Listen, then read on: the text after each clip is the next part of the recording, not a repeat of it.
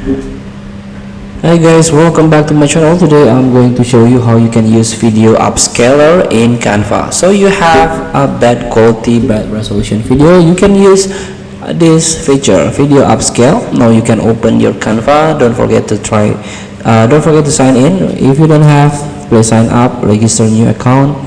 Now you can click on apps, and here you can try to search new and noteworthy, catch up on the newest and hottest releases.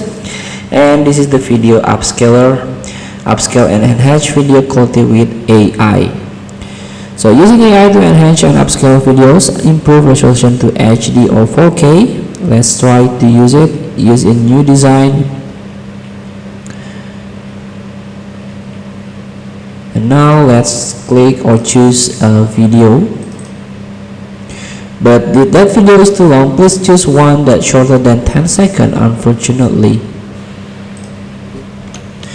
So here, after you find the video that's shorter than 10 seconds, you can upload a video and select one of your din to enhance its quality.